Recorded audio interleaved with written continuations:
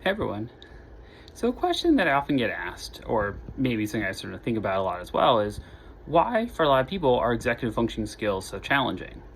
And executive function skills are things like time management, organization, planning. They're all the skill sets you would use to be able to basically get a task done. And so one of the challenges is it's often far more complicated than the idea of, put your tasks in a list. Use a calendar. Because there's the issue of the follow through. Even if you have a system you want to use, there's the act of getting yourself to use it consistently. And so for a lot of people, the follow through can be hard, especially with ADHD, anxiety. Almost any mental health disorder can create issues in executive functioning. Because if you're not functioning optimally for a variety of reasons, it can make it harder to sort of execute skills like time management, organization, using your memory skills effectively, planning, prioritizing.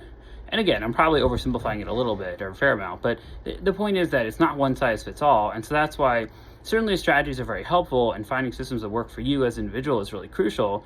But it's also about figuring out how to not just take, here's a strategy I should use, but also to look at the follow through and setting up ways to make it as easy as possible for you to do it, and to find ways that are interesting enough or stimulating to help you to be able to get started and developing into routine. Because that's often one of the hardest things is either, getting started is one thing that's really challenging. And then another piece of it that's really hard oftentimes is actually continue, getting into routine with it and then sticking with it. Because for a lot of people, when it's something new at the beginning, oh, this is a great new task list, let me try this out and put all the stuff in, a week or two in, maybe it starts to fade a little bit, and then, a week or two after that, a lot of people stop using it because they get busy and they think, oh, it's not worth the time. So you want to look at what are the things really that stop you from using these things, what's challenging. Because if you really break it down, you look at, here's a strategy I want to use, assuming it's set up in a way that works for you, then to look at what do I need to do to be able to make sure I'm using it regularly.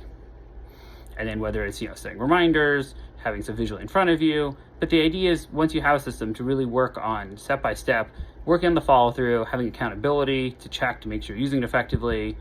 And again, there's a lot more to it, but I'm just putting these out here as, a couple of things to really think about, if you're finding some of this stuff very challenging.